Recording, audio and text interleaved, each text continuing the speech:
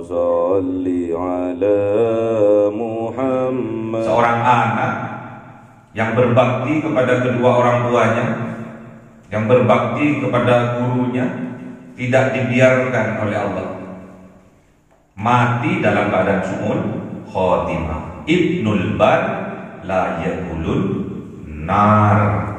Anak yang berbuat baik kepada kedua orang tuanya, anak yang berbakti kepada kedua orang tuanya, tidak akan dimasukkan ke dalam neraka. Walaupun anak itu anak yang nakal, anak yang curang dalam pekerjaannya, namun dia berbakti kepada kedua orang tuanya, sama Allah, oleh Allah dicarikan jalan. Ketemu dengan kiai, ketemu dengan gusnya, dijadikan wasilah oleh Allah, sehingga dia mengaji, sehingga dia sadar, sehingga dia menjadi santri kalong namanya, santri luaran, tidak menetap, mengikrarkan diri menjadi santri berguru. Jangan sampai dilepas terus. Doakan saya karena ibu saya sudah tidak ada. Ibu saya mandi doanya. Setiap saya punya hajat, saya tinggal bilang sama ibu saya, saking polosnya. Alhamdulillah, tidak selang lama hajat saya terkabul berkat doa ibu saya. Sekarang ibu saya sudah meninggal dunia, sudah wafat. Saya harus berdoa sendiri, minta kepada Allah. Ada sisi bahagianya, ada sisi sedihnya karena ditinggal oleh ibunya. Makanya ibu itu sumber rezekinya. Makanya kita harus selalu memberi kepada ibu, selalu membuka tangan dari seorang ibu kita, karena di tangan seorang ibu adalah sumber rezeki bagi anak-anaknya. Waftah yada umat fa inna minha mambaur.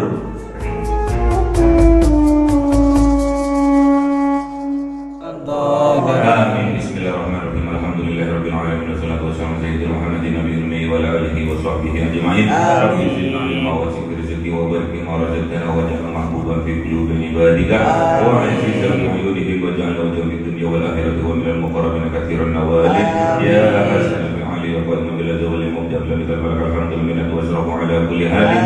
Allahumma akrimna bi nuri mahdi wal hifdi warzuqni al hikmah wa ilhamil malaikatil muqrabin wa 'amalan maqbulan bil laili wan nahari arhamar rahimin. Rabbana atina fid dunya hasanatan wa fil akhirati hasanatan wa qina adzaban nar. Subhana rabbika rabbil izzati amma yasifun wa salamun alal mursalin walhamdulillahi rabbil alamin. Bi sirril Fatihah. A'udzu billahi minasy syaithanir rajim. Bismillahirrahmanirrahim. Alhamdulillahi rabbil alamin arrahmanir rahim maliki yaumiddin.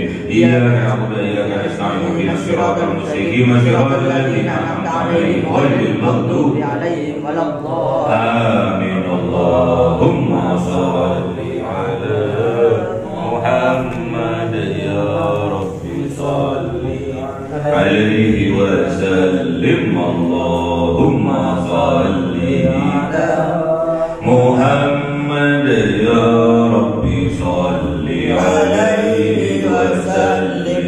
Sallallahu rabbuna ala nuril mubin Ahmad al-Mustafa sayyidil mursalin wa ala alihi wa sahbihi ajma'in walhamdulillahi rabbil alamin.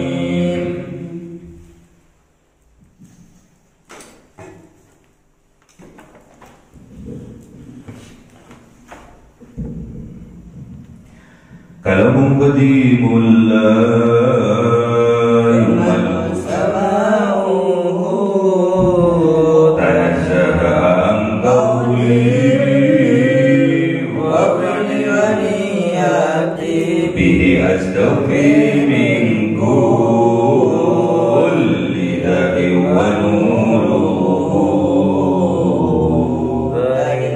قلبي عين بدني وعين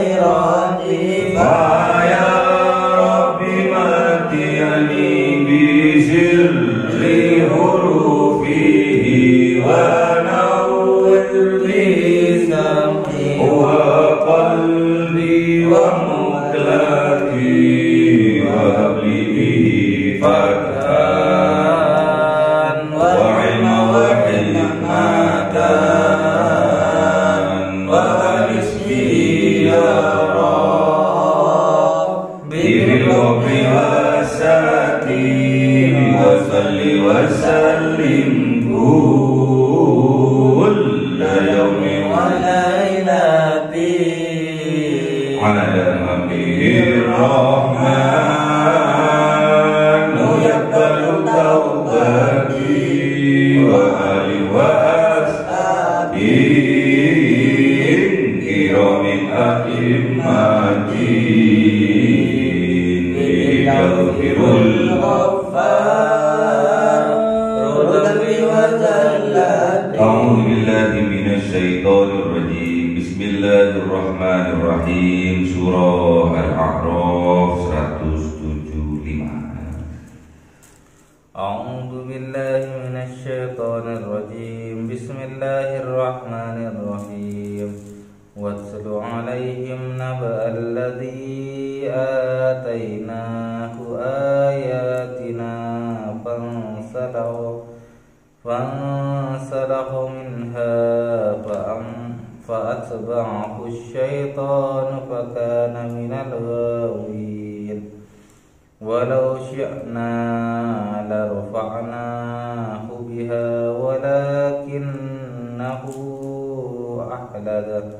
ولكنه أخلد إلى الأرض واتبع هواه فمثله كمثل الكلب إن تحمل عليه يلهث أو تتركه يلهث. ذلك مثل القوم الذين كذبوا بآياتنا فقصص القصص لعلهم يتفكرون. صدق الله العظيم. أعوذ بالله من الشيطان الرجيم. بسم الله الرحمن الرحيم.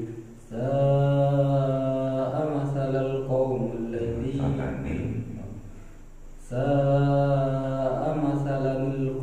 الذين كذبوا بآياتنا وأنفسهم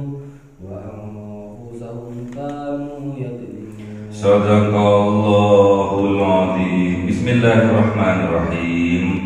Watlu, bacakanlah wahai kanjeng Nabi Muhammad, alaihim atas mereka,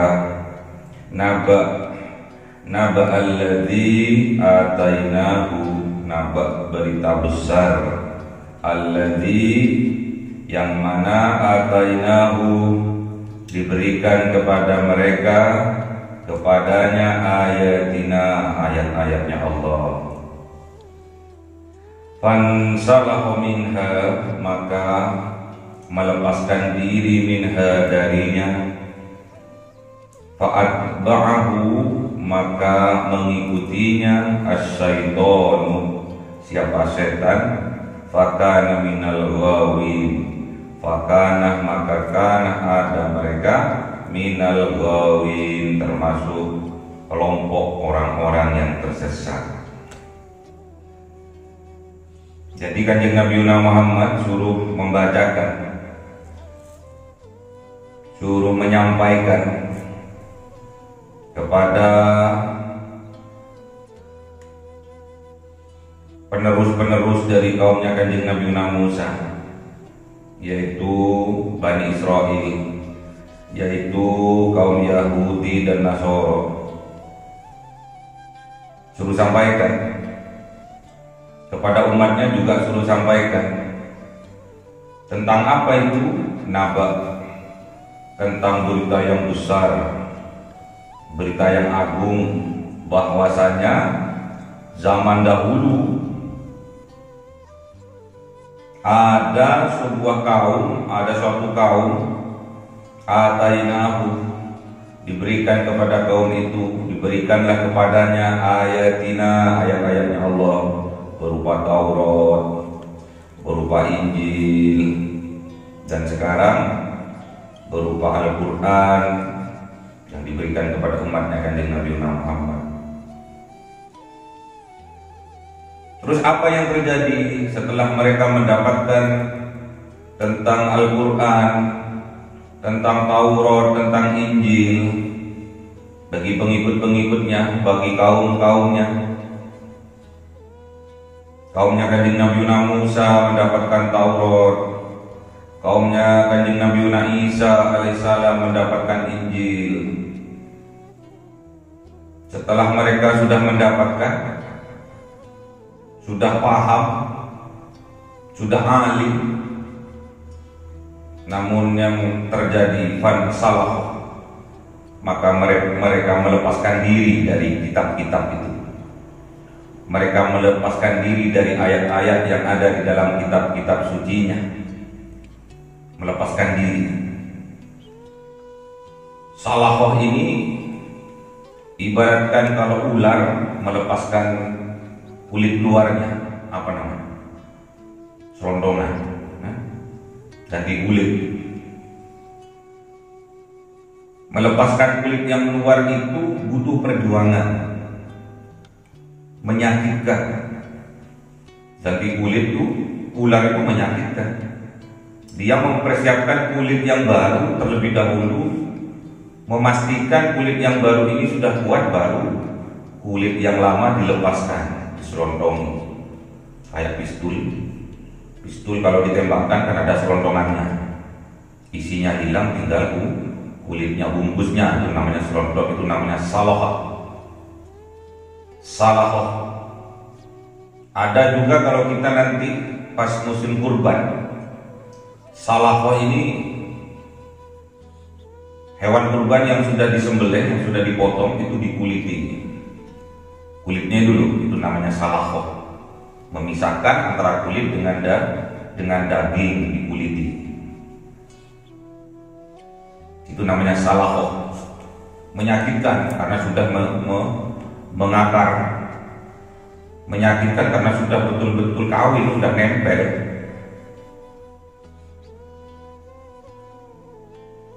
Jadi ada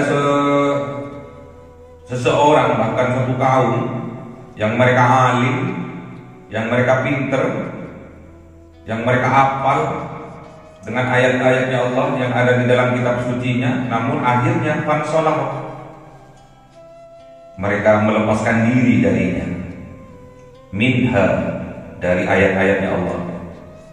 Menyakitkan. Kenapa kok diteruskan? Fa'atba'ahu as-syaitanu. Kenapa mereka lakukan itu? Karena mengikuti hawa nafsu mereka. Sehingga apa yang terjadi? Fa'atba'ahu, maka mengikutinya as-syaitanu, setan. Setan saja mengikutinya. Bukan manusianya yang mengikuti langkah-langkahnya setan. Di sini sampai karena saking seremnya, karena sudah paham terhadap ayat-ayatnya Allah, sudah paham terhadap kitab sucinya Allah, kemudian mereka melepaskan diri, tidak mau memakai lagi, tidak mau dijadikan pedoman hidup lagi kitab sucinya itu, sampai setan mengikutinya, sampai setan berguru kepadanya. Sama seperti zaman lalunya. Zaman sekarang karena manusianya sudah kelewatan,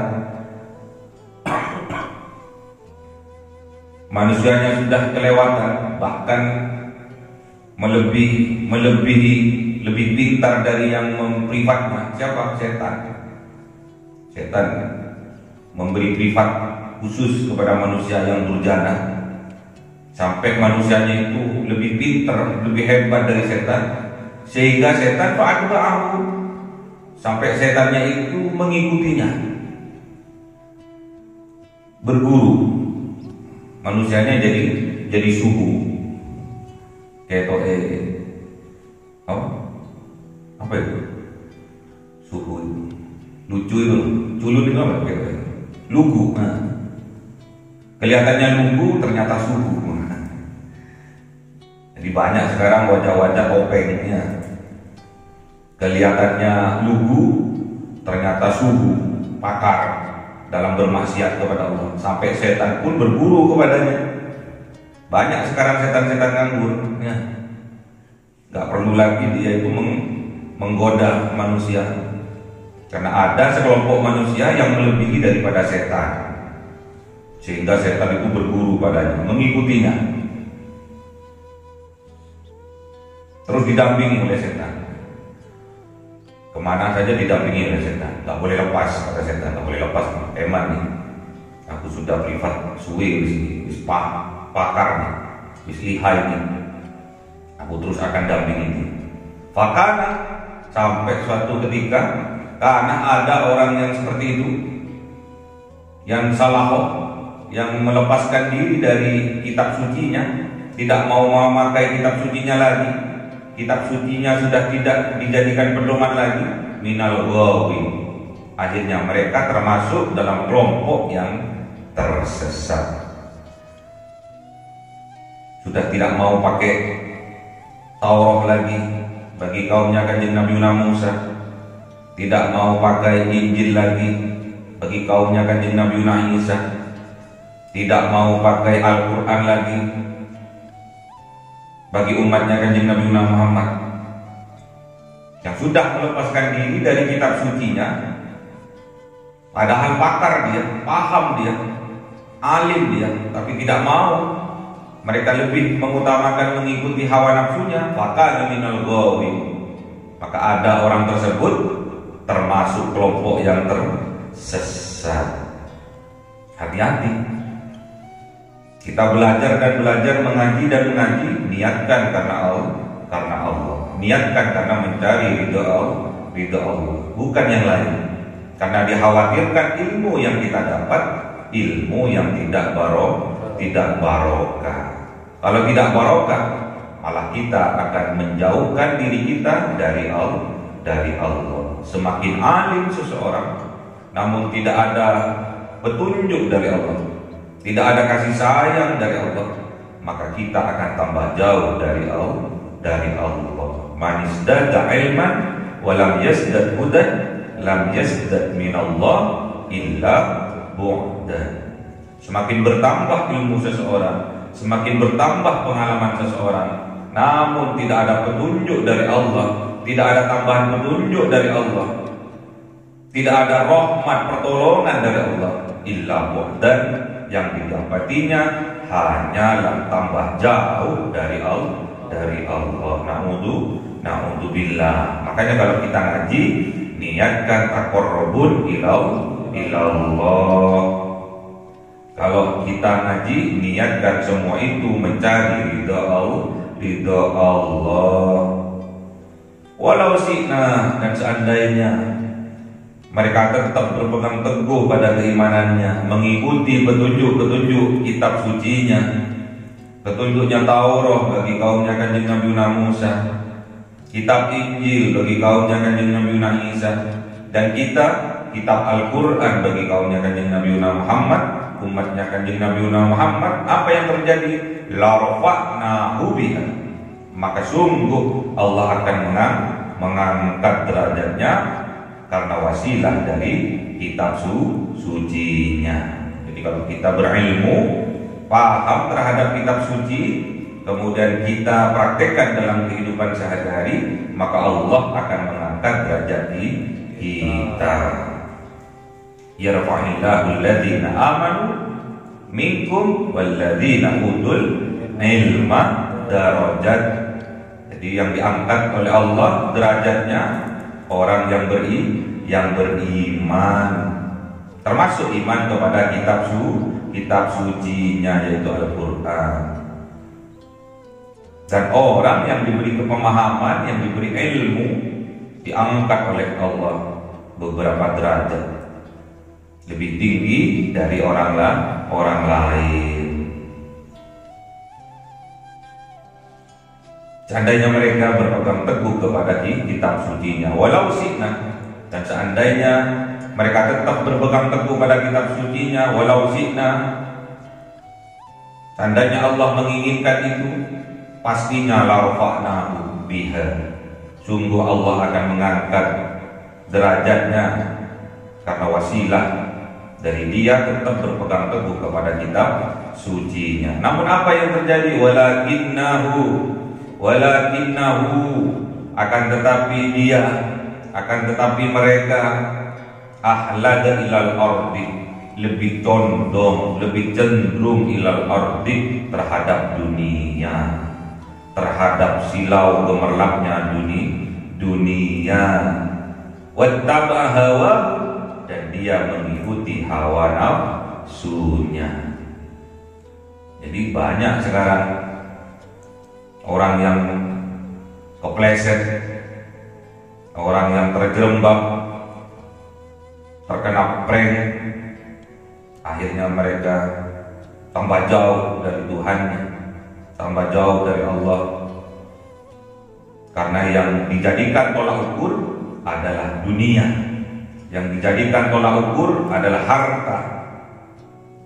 Akhirnya mereka memilih untuk wattaba hawa, untuk mengikuti ajakan hawa nafsunya. Hati-hati. Sekarang dengan bertambahnya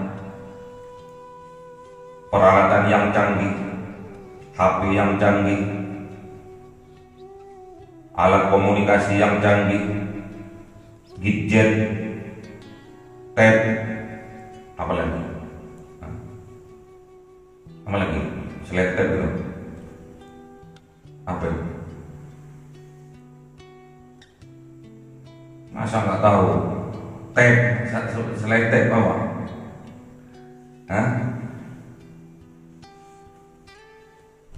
Nggak tahu?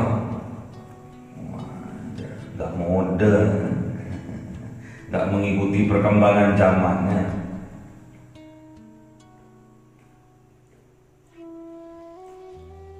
Malah mereka lebih condong, lebih cenderung kepada dunia. Padahal sudah dicontohkan pada zamannya Kanjeng Nabi Yunus, siapa ya? Ada Korun. Kanjeng Nabi Musa juga Korun. Kurang kaya di mana Korun? Kayanya luar biasa. Namun karena mengikuti hawa nafsunya, ditenggelamkan oleh Allah di perut bumi. Dibuat gempa bumi, akhirnya buminya terbelah. Kemudian Korun beserta hartanya ditenggelamkan di perut bumi. Makanya kalau orang-orang menggali tanah terus mendapatkan harta, itu namanya harta Korun, ya. Harta karun. Sudah ada contoh, makanya suruh sampaikan. Berita-berita yang penting suruh sampaikan.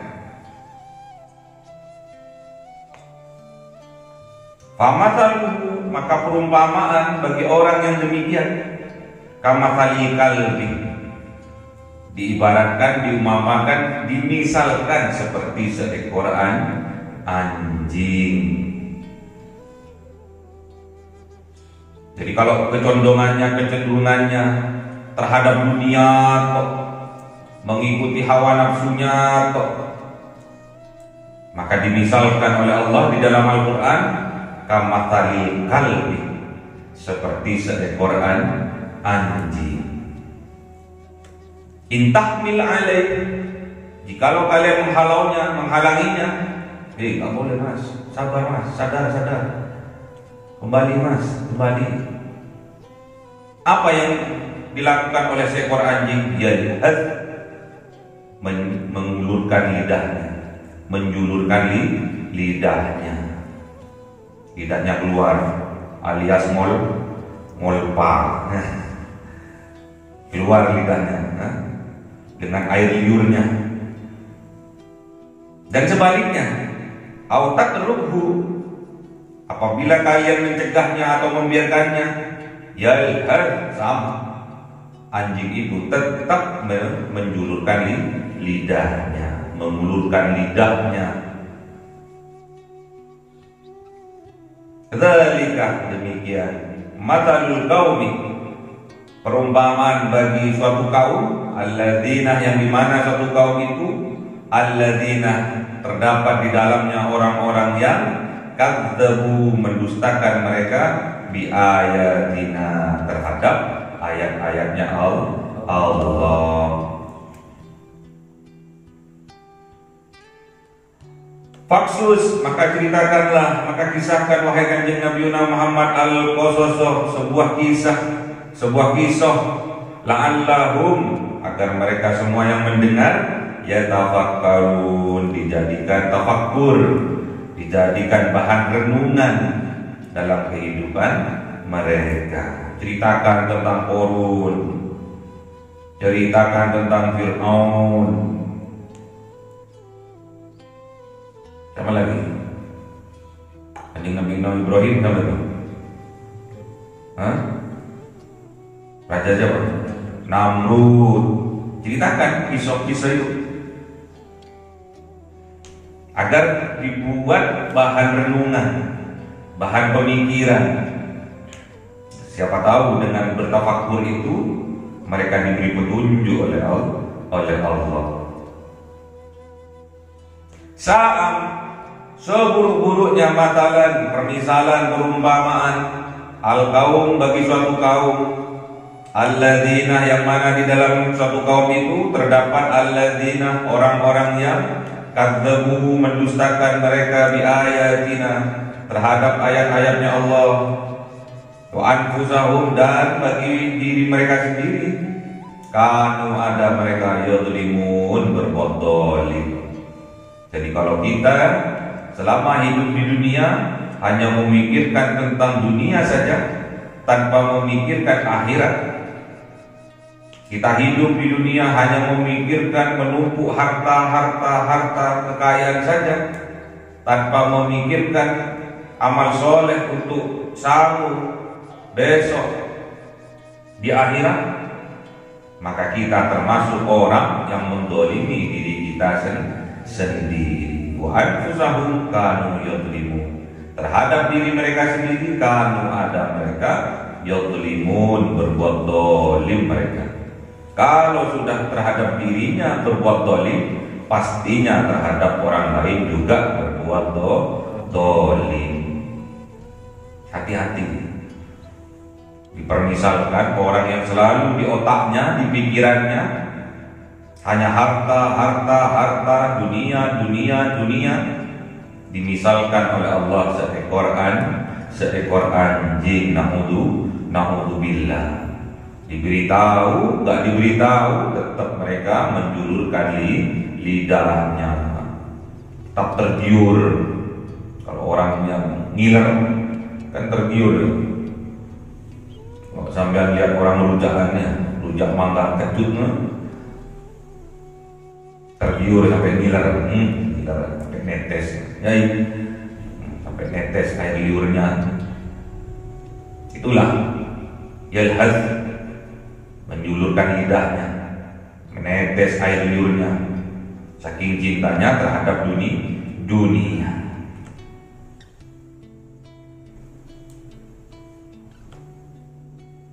Apa yang disampaikan oleh kanjeng Nabi Muhammad? Lau anna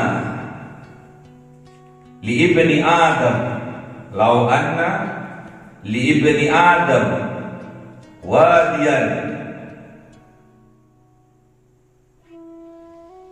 min dahabin ahabba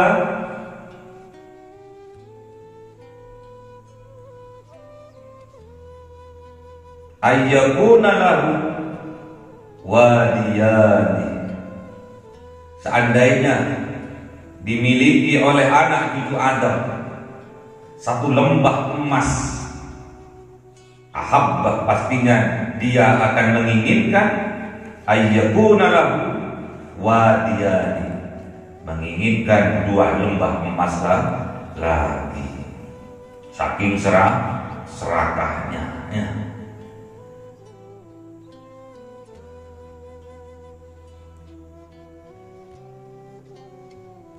Walan yamla fahu walan yamla'a fahu illa turab. Yang bisa memenuhi mulutnya, yang bisa memuaskan hawa nafsunya, illa turab, kecuali tanah sudah menyumpal mulutnya, alias sudah mati. Wa yaktubullah, dan Allah menerima taubat ala man taba, kepada orang yang sungguh-sungguh bertaubat kepadanya. Inilah yang disampaikan oleh Kanjeng Nabi Muhammad. Jikalau kita umatnya Kanjeng Nabi Muhammad, anak cucu Adam, lau anna li ibni Adam, seandainya anak cucu Adam dimiliki oleh anak cucu Adam wadiyan min dahabin, satu lembah emas,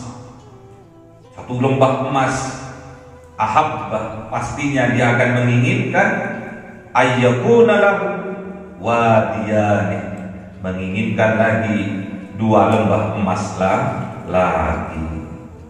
Itulah sifat dasar manusia, adalah serakah.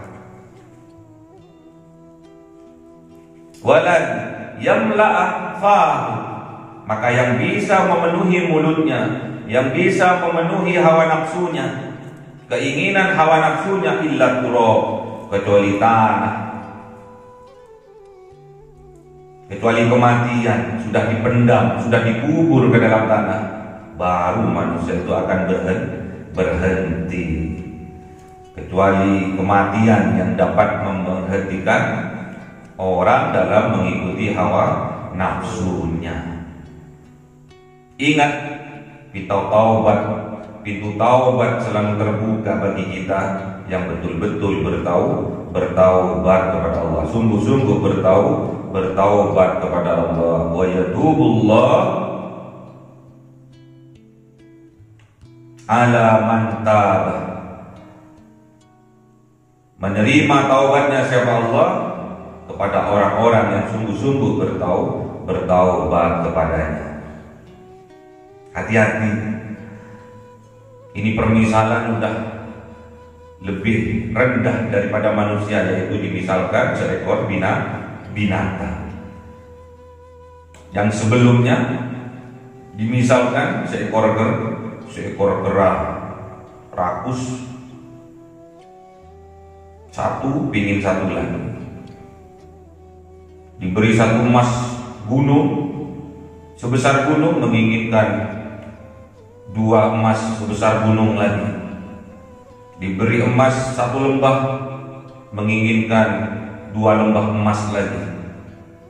Itulah sifat dasar manusia, rakus. Eman,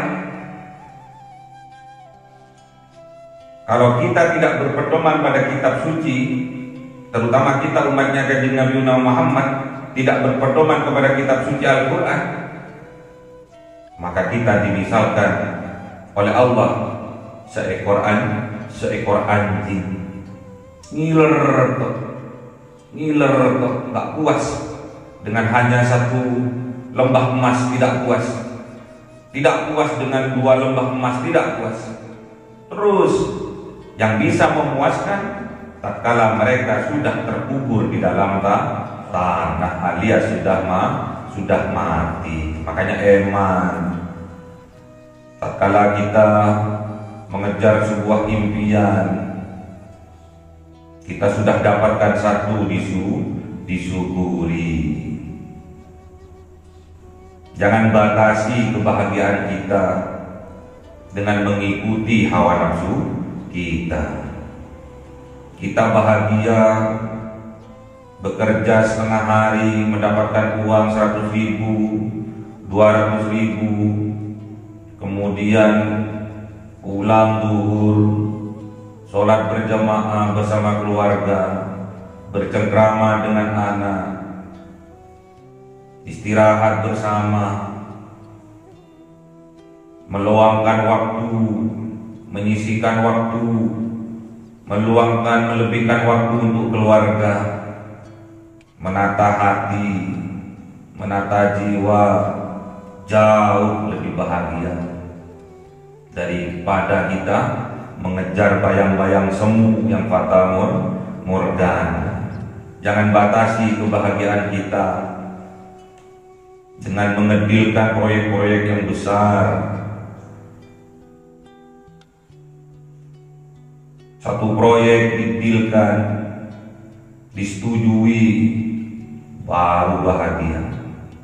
Akhirnya setelah satu deal disetujui, menginginkan proyek yang baru lagi, sengsara lagi. Tatkala deal lagi proyek yang baru bisa bahagia lagi. Itu bukan bahagia, itu namanya senang, mengikuti kesenangan hawa nafsunya. Disyukuri. Ada seseorang cerita dari Meksiko. Dia memancing dengan perahunya, menjaring ikan dengan perahunya.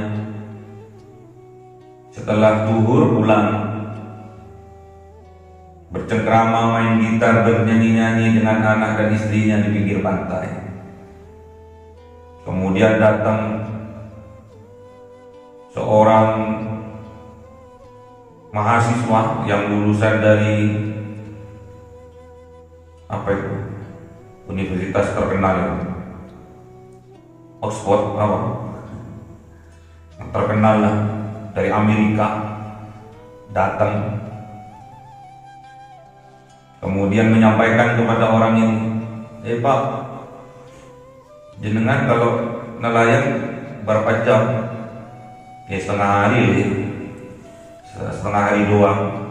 Terus menghasilkan berapa duit? 100.000. Terus 100.000 itu apa? Ya buat makan 50.000 dengan anak istri.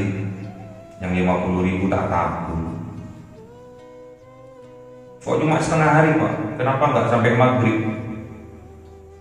Kan bisa nabung lebih banyak lagi, bisa lebih, tabungannya lebih banyak lagi, bisa 150 tiap hari. Kalau satu hari, setengah hari aja sudah mendapatkan 100. Kalau sampai full sehari udah nyampe 200 yang bisa ditabungkan 150.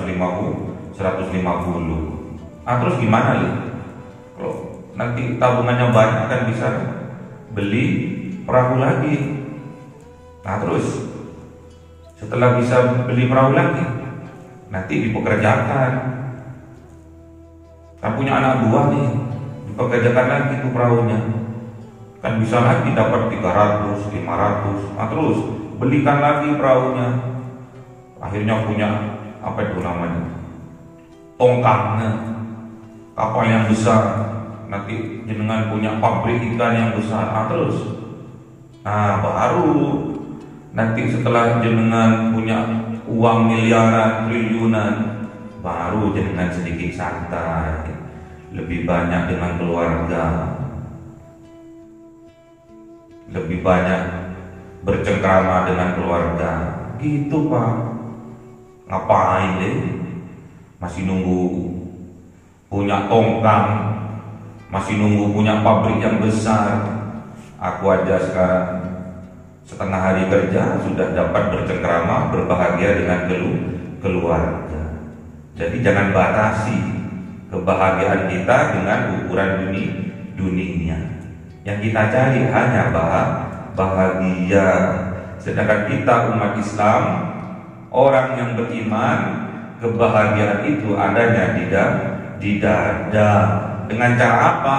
Berzikir kepada Allah, memperbanyak zikir kepada Allah. Apapun yang terjadi, kebaikan yang kita lakukan, berzikir, bersyukur kepada Allah. Kejelekan yang menimpa kita, bersabar, berzikir kepada Allah. Semua yang menimpa kita, kalau dilandasi iman dan berzikir kepada Allah, semuanya akan menjadi nikmat. Sakit pun nikmat. Hati-hati, jangan kecelitnya, jangan terjebak, jangan tertipu oleh gemerlapnya dunia, jangan tertipu oleh fata morgana. Semua sadarkan kepada Allah, tingkatkan keimanannya. Ngumpul-ngumpul, duduk-duduk dengan ulama, dengan orang-orang yang soleh, berbicara, bermusyawarah, mengaji. Bagaimana kita bisa meningkatkan keimanan kita kepada Allah, memperbanyak zikir kepada Allah. Kaya harus, orang Islam harus kaya. Bagaimana kita mau berzakat mal kalau kita tidak kaya? Namun jangan sampai kita disibukkan oleh kekayaan kita. Jangan sampai kita dilalaikan dari mengingat Allah, saking sibuknya mengejar kekayaan, mengejar dunia. Jangan sampai kita tertipu oleh gemerlapnya dunia ya. Karena sifat dasar kita adalah serakah, jiwa-jiwa girdut, jiwa-jiwa keras sudah ada di dalam jiwa kita. Jangan sampai membesar, harus kita penggal ya. Jangan sampai tumbuh menjadi rakus, akhirnya sedikit-sedikit ngiler. Melihat orang lebih sukses ngiler, kapan bahagianya? Melihat orang bangun rumah besar, iri, dengki, kapan bahagianya? Hidup hanya sementara. Jangan batasi kebahagiaan kita dengan fata morgana. Kebahagiaan itu adanya di dalam dada. Kebahagiaan kita itu apabila kita lebih banyak bercengkrama dengan keluarga, memperhatikan, melihat pertumbuhan anak kita, melihat pendidikannya, memantau, menasihatinya. Itu sebuah kenikmatan yang luar biasa.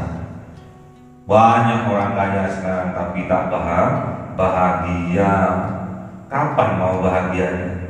Kebahagiaan itu kalau sama dengan keluarga. Kebahagiaan itu kalau ngumpul dengan keluarga. Makanya Kanjeng Nabi bersumpah, baiti jannati, akan aku ciptakan rumah tanggaku seperti bak di surga.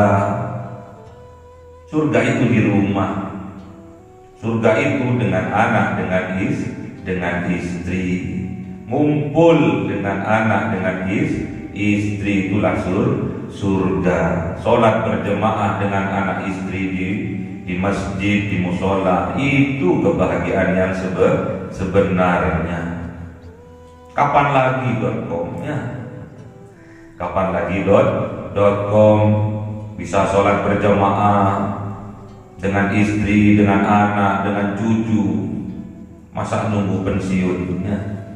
Pensiun pun masih kita dicambuk.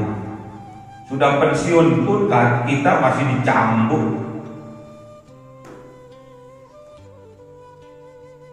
Untuk meraih dunia dicambuk. Jadi kita itu nggak sempat menikmati dunia itu. Padahal dunia itu tidak dibawa mati. Seandainya orang yang sudah mati diberi kesempatan untuk hidup lagi, pasti dunianya itu akan disedekahkan semua. Karena yang menjadi milik kita yang sebenarnya adalah harta yang disedekahkan. Itulah harta kita yang sebenarnya. Ada orang Dubai triliuner, sekarang pekerjaannya menjadi tukang sapu di Masjid Nabawi, di Masjid Nabawi di Madinah. Semua hartanya yang triliunan itu dijualnya, kemudian diinfak sedekahkan kepada pondok pesantren. Kemudian dia lebih memilih dari Dubai hijrah ke Madinah dan menjadi tukang bersih Masjid Nabawi. Yang mana gajinya hanya 5 juta kalau diuangkan Indonesia. Namun apa yang dia rasakan?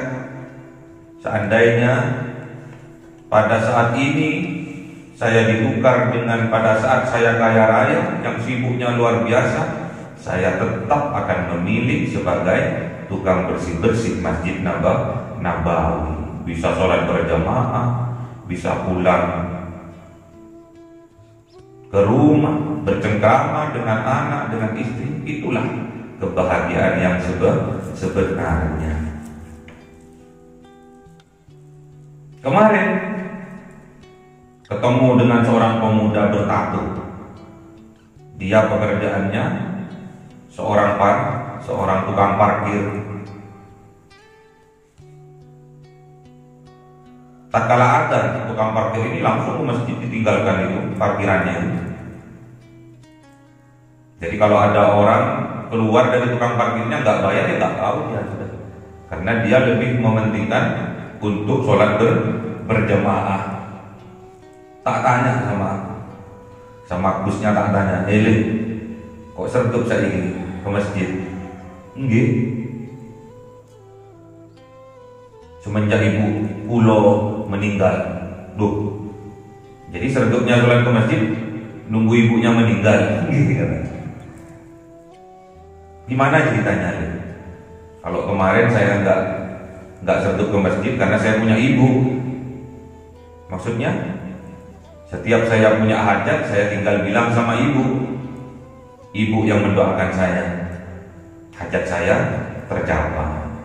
Sekarang ibu Pulo sudah wafat, jadi saya yang harus berdoa sendiri. Itulah wasilah seorang anak yang berbakti kepada ibunya, yang berbakti kepada kedua orang tuanya. Tidak akan dibiarkan oleh Allah dia mati dalam keadaan su'ul khotimah. Tidak dibiarkan. Seorang anak yang berbakti kepada kedua orang tuanya, yang berbakti kepada gurunya, tidak dibiarkan oleh Allah mati dalam keadaan su'ul khotimah. Ibnul bar la yakulun nar. Anak yang berbuat baik kepada kedua orang tuanya, anak yang berbakti kepada kedua orang tuanya, tidak akan dimasukkan ke dalam neraka. Walaupun anak itu anak yang nakal, anak yang curang dalam pekerjaannya, namun dia berbakti kepada kedua orang tuanya, sama Allah, oleh Allah dicarikan jalan. Ketemu dengan kiai, ketemu dengan gusnya, dijadikan wasilah oleh Allah, sehingga dia mengaji, sehingga dia sadar, sehingga dia menjadi santri kalong namanya, santri luaran, tidak menetap, mengikrarkan diri menjadi santri berguru. Jangan sampai dilepas terus. Doakan saya karena ibu saya sudah tidak ada. Ibu saya mandi doanya. Setiap saya punya hajat, saya tinggal bilang sama ibu saya, saking polosnya. Alhamdulillah, tidak selang lama hajat saya terkabul berkat doa ibu saya. Sekarang ibu saya sudah meninggal dunia, sudah wafat. Saya harus berdoa sendiri, minta kepada Allah. Ada sisi bahagianya, ada sisi sedihnya karena ditinggal oleh ibunya. Makanya ibu itu sumber rezekinya.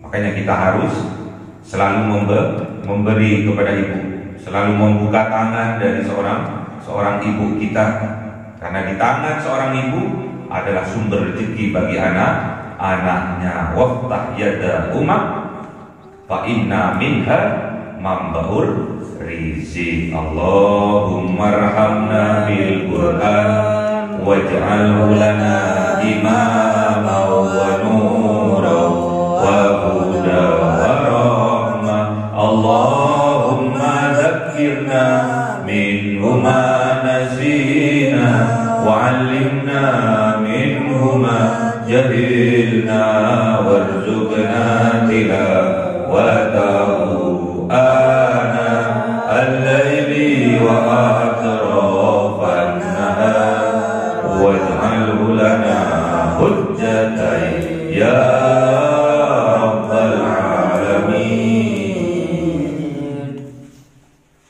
Cahaya 1000 bulan yang dimasukkan oleh malaikat ke dalam hati seorang hamba pilihan atas perintah Tuhannya, memancar dengan dahsyat penuh cinta, menembus relung-relung jiwa yang gelap penuh nista, berubah menjadi terang penuh kasih sayang. Itulah Lailatul Qadar.